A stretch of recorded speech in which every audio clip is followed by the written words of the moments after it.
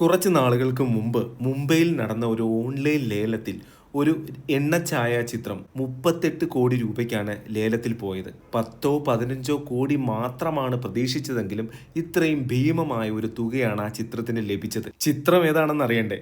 രാജാ രവിവർമ്മ വരച്ച യശോദയും കൃഷ്ണനും എന്ന ചിത്രമാണ്. എന്തുകൊണ്ടാണ് ഈ 38 കോടി രൂപയൊക്കെ കൊടുത്ത് ഈ ഒരു ചിത്രം വാങ്ങാൻ ആൾക്കാർ ക്യൂ നിൽക്കുന്നത്? കാലം പിന്നിടും തോറും അവിശ്വസനീയമായ മൂല്യത്തിലേക്ക് രാജാ രവിവർമ്മയുടെ ചിത്രങ്ങൾ ഉയരുന്നത് എന്തുകൊണ്ടാണ്? അതിൻ്റെ ഉത്തരങ്ങൾ വിഭിന്നമായിരിക്കും. അതെന്തു തന്നെ ആയാലും നമുക്കിന്ന് കിളിമാനൂർ കൊട്ടാരത്തിലെ ചിത്രശാലയിലേക്കൊന്ന് പോകാം. ഈ ചിത്രശാലയിലാണ് ആ മഹാനായ ചിത്രകാരൻ്റെ പല ചിത്രങ്ങളും പിറവി കൊണ്ടത്.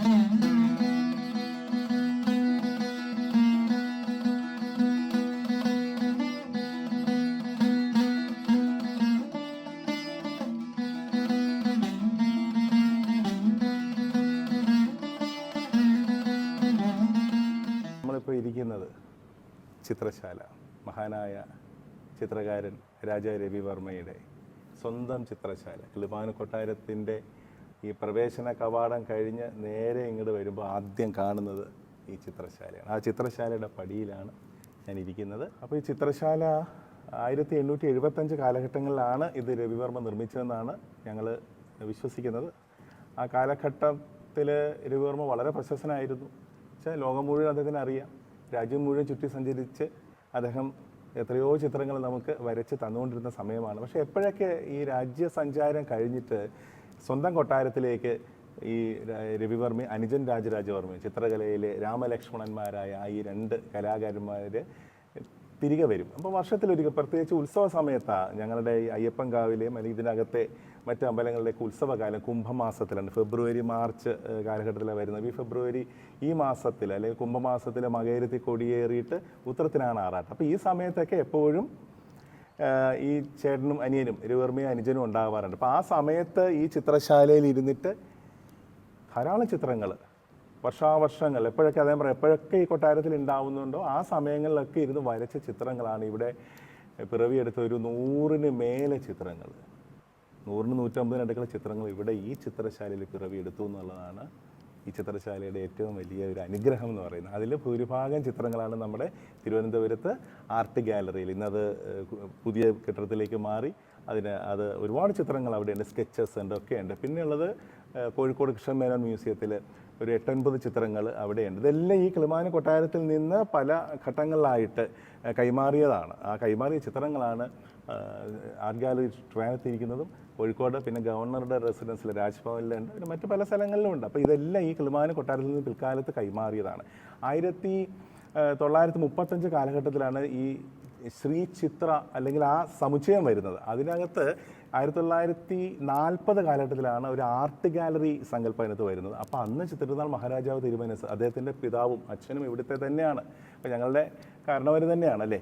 അപ്പം ആ ചിത്രനാൾ മഹാരാജാവ് തിരുമനസാണ് കുറച്ച് ചിത്രങ്ങൾ ശ്രീത്ര ആർട്ട് ഗാലറി അല്ലെങ്കിൽ ആ ഗാലറിയിലേക്ക് രവിവർമ്മയ്ക്ക് വേണ്ടിയിട്ട്, രവിവർമ്മയുടേതായ ഒരു സെക്ഷന് വേണ്ടിയിട്ട് അത് ആവശ്യപ്പെടുകയും അതനുസരിച്ചാണ് ഇവിടുന്ന് ഘട്ടം ഘട്ടങ്ങളായിട്ട് ഏകദേശം 75ഓളം ഒറിജിനൽ ചിത്രങ്ങൾ ഈ കൊട്ടാരത്തിൽ നിന്നും ശ്രീചിത്രയിലേക്ക് സമ്മാനിച്ചിട്ടുണ്ട്.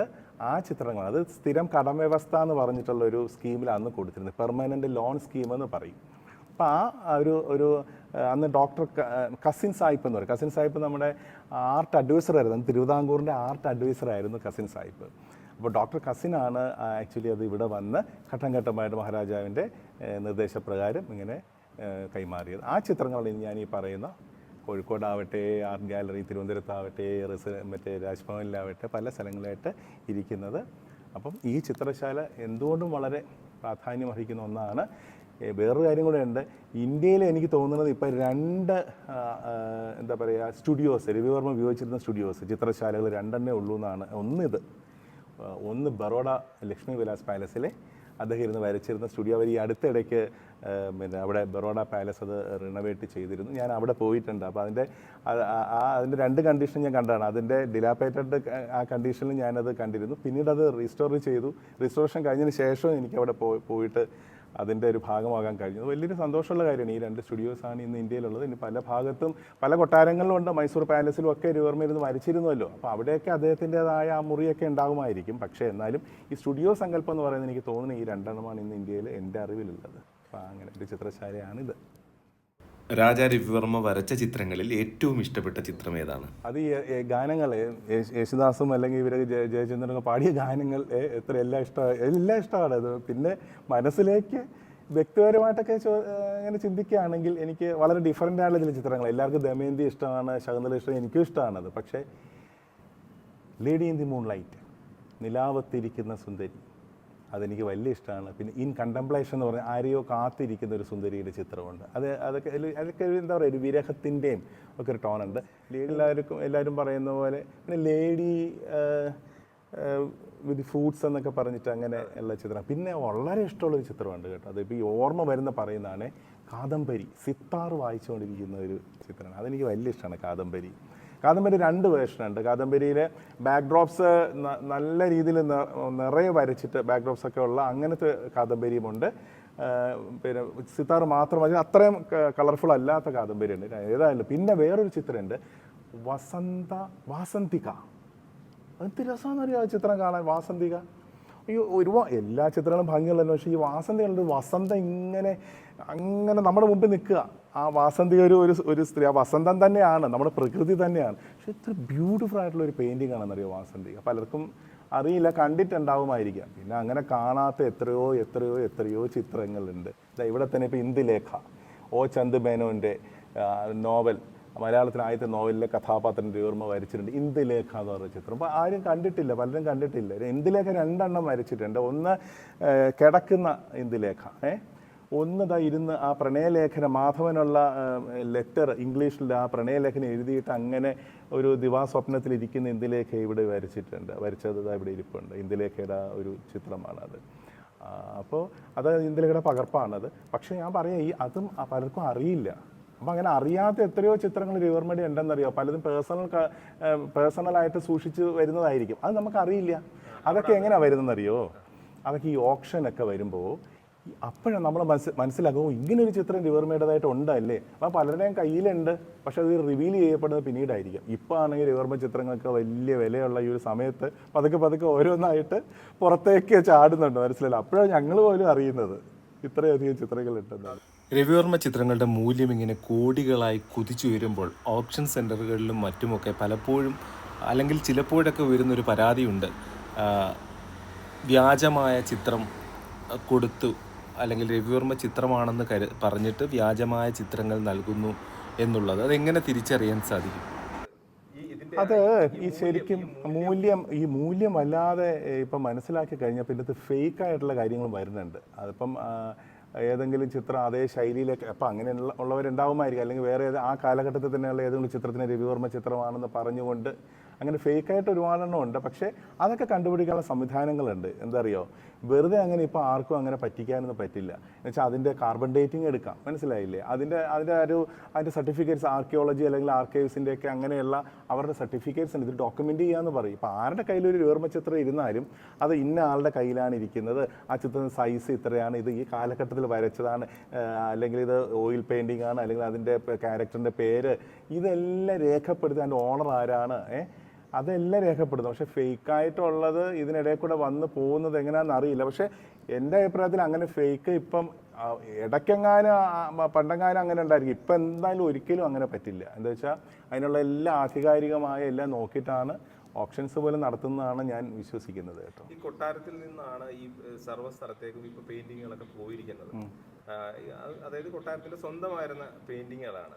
ഒരു പക്ഷേ ഏറ്റവും നിലവിൽ നമ്മൾ വിചാരിക്കുകയാണെങ്കിൽ മറ്റു സ്ഥാപനങ്ങളെക്കാട്ടിയൊക്കെ ഏറ്റവും വിലപിടിപ്പുള്ള എനിക്ക് തോന്നുന്നു വജ്രശേഖരത്തെക്കാട്ടും വിലപിടിപ്പുള്ള ഒരു ചിത്രങ്ങൾ, ഒരു കലാസൃഷ്ടി, അതൊക്കെ ഇങ്ങനെ പല സ്ഥലത്ത് കൊടുത്തു. അതെല്ലാം കൃത്യമായിട്ട് എത്തിയിട്ടുണ്ടോ? കൃത്യമായ കരങ്ങളിലാണോ ഇപ്പോഴും ഉള്ളത്? അങ്ങനെ പറ്റി വല്ല അത് പിന്നെ ഇപ്പം എല്ലാവരുടെ ഒരു ധാരണ കിളിമാനു കൊട്ടാരത്തിൽ നിന്ന് ഇന്ത്യ മുഴുവൻ കാണുന്ന എല്ലാം കിളിമാനു കൊട്ടാരത്തിൽ നിന്ന് കൊടുത്താണെന്ന് അങ്ങനെ ചിലർ തെറ്റിദ്ധരിച്ചിട്ട്. അങ്ങനെയല്ല. ഇവിടെ ഇരുന്ന് വരച്ച ചിത്രങ്ങളാണ് ഇവിടുത്തെ ആർട്ട് ഗാലറിയിലും കോഴിക്കോട് കൃഷ്ണമേനോൻ, ഞാനത് പറഞ്ഞല്ലോ, അത് നേരത്തെ തന്നെ പറഞ്ഞു കഴിഞ്ഞു. പക്ഷേ ഇവിടെ നിന്ന് ഗിഫ്റ്റായിട്ട് കൊടുത്തിട്ടുണ്ട് പലർക്കും, പേഴ്സണലായിട്ട്. അത് നമുക്കറിയില്ല എത്ര പേര്. ഇപ്പോൾ ഇന്ദുലേഖ തന്നെ പിന്നെ അവിടെ തന്നെയുള്ള ഇരിങ്ങാലക്കുടയുള്ള ഒരു ഫാമിലിക്ക്, ഞങ്ങളുമായിട്ട് ബന്ധമുള്ള ഫാമിലിയായിരുന്നു. ആ ഫാമിലിക്ക് അന്നത്തെ കാലത്ത് ഇവിടുത്തെ ഒരു കുടുംബ അംഗം അത് കൈമാറിയതാണ്, ഗിഫ്റ്റായിട്ട് കൊടുത്തു. അങ്ങനെ ചോദിച്ചാൽ ഈ കൊട്ടാരത്തിൽ വരുന്ന ഒരുപാട്, ഒരുപക്ഷെ നമുക്ക് നമ്മുടെ വെൽവിഷേഴ്സൊക്കെ ആയിട്ടുള്ളവർ ചിലപ്പം ചില പെയിൻറ്റിങ്സ് ഒക്കെ ഗിഫ്റ്റായിട്ട് കൊടുത്തിട്ടുണ്ട്. അപ്പോൾ ഇവിടുന്ന് ഒരുപാട് പെയിൻറ്റിങ്സ് അങ്ങനെ ഗിഫ്റ്റായിട്ട് പലർക്കും കൊടുത്തിട്ടുണ്ട്.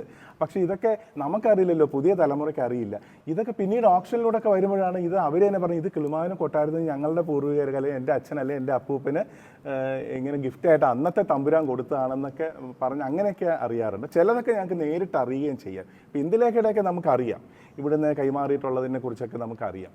പക്ഷേ വിനി ചോദിച്ചതിൻ്റെ വേറൊരു രീതിയിലുള്ള ഒരു ഉത്തരം എന്ന് പറയുന്നത്, ഈ രവിവർമ്മ എല്ലാ സ്ഥലങ്ങളിൽ നിന്ന് വരച്ചിട്ടുണ്ട്. മൈസൂരിൽ നിന്ന് വരച്ചിട്ടുണ്ട്, അത് അവിടെ സൂക്ഷിച്ചിട്ടുണ്ട്. ബറോഡയിൽ നിന്ന് വരച്ച് അവിടെ സൂക്ഷിച്ചിട്ടുണ്ട്. പിന്നെ മുംബൈയിലും ചെന്നൈയിലും ഈ ഉദയ്പൂരിലും ഇന്ത്യയുടെ പല ഭാഗത്തും ഇരുന്ന് അദ്ദേഹം വരച്ചിട്ടുണ്ട് അല്ലേ. പിന്നെ മുംബൈയിലെ സ്റ്റുഡിയോയിൽ തന്നെ അദ്ദേഹം ഇതുപോലത്തെ സ്റ്റുഡിയോ അവിടെയുണ്ട്. അവിടെ ഇരുന്ന് തന്നെ എത്രയോ ചിത്രങ്ങൾ വരച്ചിരിക്കുന്നു. അപ്പോൾ ഈ വരച്ച ചിത്രങ്ങളിൽ ആർട്ട് ഗാലറികളിലും അല്ലെങ്കിൽ കൊട്ടാരങ്ങളിലുമായിട്ട് എക്സിബിറ്റ് ചെയ്യപ്പെട്ടതിൻ്റെ പുറമേ വ്യക്തികൾക്ക് വരച്ചു കൊടുത്തിട്ടുണ്ട്. അന്നത്തെ കാലത്തെ ബിസിനസ് ആൾക്കാർക്ക്, അല്ലെങ്കിൽ അന്നത്തെ രാജകുടുംബത്തിന് മാത്രമല്ല, ഈ ബ്രിട്ടീഷേഴ്സിന് വരച്ചു കൊടുത്തിട്ടില്ലേ? എത്രയോ വൈസ്രോയിമാരുടെ വരച്ചു, അന്നത്തെ സർക്കാർ ഉദ്യോഗസ്ഥർക്ക് വരച്ചു കൊടുത്തിട്ടുണ്ടാവും.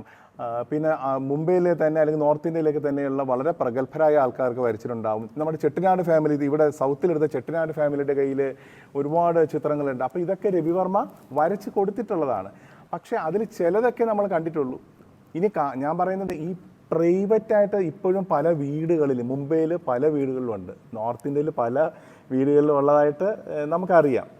അപ്പോൾ അതെല്ലാം പുറത്തേക്ക് വരുന്നത് പതുക്കെ ആയിരിക്കും വരുന്നത്. അതാണ് ഈ ഓപ്ഷൻസിൽ വരുന്നില്ലേ പലതും. ഓപ്ഷനിൽ ഇപ്പോൾ വന്നത്, ഇപ്പം ആ പ്രിൻറ്റിങ് പ്രസ് നടത്താൻ ഏൽപ്പിച്ച മറ്റേ സ്ലൈഷർ എന്ന് പറഞ്ഞ ജർമ്മൻ സായിപ്പുണ്ട്, അദ്ദേഹത്തിൻ്റെ ഫാമിലിയുടെ കയ്യിൽ തന്നെ അവർ പിന്നെ മറാഠീസിനെയൊക്കെ കല്യാണം കഴിച്ച് അവരിപ്പോൾ ഇന്ത്യൻസ് തന്നെയാണ്. രവിവർമ്മ തുടങ്ങിയ രവിവർമ്മ പ്രിൻറ്റിങ് പ്രസ് 1894 ഹാർഡ് കോപ്പറിൽ തുടങ്ങിയ രവിവർമ്മ പ്രിൻറ്റിങ് പ്രസ്. ആ പ്രസ് പിന്നെ ലോനാവാല എന്ന് പറഞ്ഞ് ലോനാവാലയ്ക്ക് ഷിഫ്റ്റ് ചെയ്തു അത്.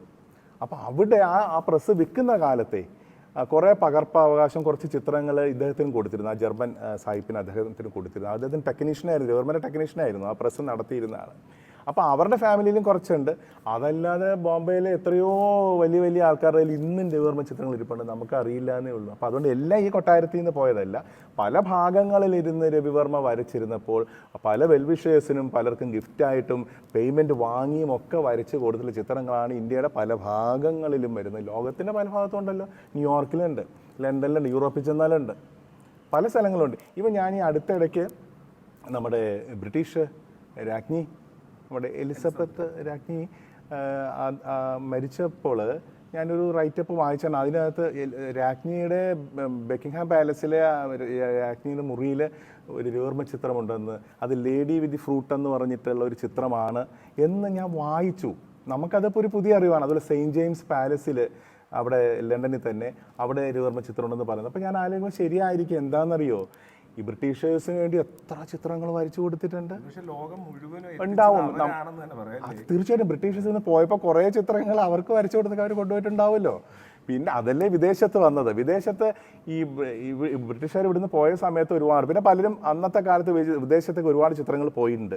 പക്ഷേ ഇന്ന് ഇന്ത്യ ഗവൺമെൻറ് രവിവർമ്മ ചിത്രങ്ങളെ നാഷണൽ ട്രഷറായിട്ട് ഡിക്ലറേഷൻ ചെയ്തിട്ടുണ്ട്. എനിക്കൊന്ന് 76 അതിന് കുറേ വർഷങ്ങൾക്ക് മുമ്പാണ്. ഓക്കെ, അപ്പോൾ ഇന്ന് രവിവർമ്മ ചിത്രങ്ങൾ നാഷണൽ ട്രഷറാണ്. അത് ഒരിക്കലും കടൽ കടന്ന് പോകാൻ പാടില്ല. അതുകൊണ്ട് ഓപ്ഷൻ ചെയ്യുമ്പോഴും ഇന്ത്യക്കകത്തേ നടത്താൻ പറ്റുള്ളൂ ഈ ട്രാൻസാക്ഷൻ. അതാർക്കും പുറത്തുള്ള ഒരാൾക്ക് ഈ ചിത്രം അങ്ങോട്ട് കൊണ്ടുപോകാൻ പറ്റില്ല. ഇപ്പോൾ ഇന്ത്യയിൽ ഇപ്പോൾ എക്സിൻ്റെ കയ്യിൽ ഒരു ചിത്രം ഇരിപ്പുണ്ട്, അത് ഇന്ത്യയിൽ തന്നെയുള്ള വൈന് കൊടുക്കാം. ഈ വഴിക്ക് അത് വെളിയിലേക്ക് കൊടുക്കാൻ പറ്റില്ല. എന്താ വെച്ചാൽ അത് നാഷണൽ ട്രഷറാണ് ഇന്ന്. പിന്നെ തീർച്ചയായിട്ടും അത് പുരാവസ്തു അപ്പോൾ ഇത് ട്രഷർ എന്നാണ് പറയുന്നത് തന്നെ. അതെ തീർച്ചയായിട്ടും അതെ ആൻറ്റിക് വാല്യൂ ഉള്ള എല്ലാം.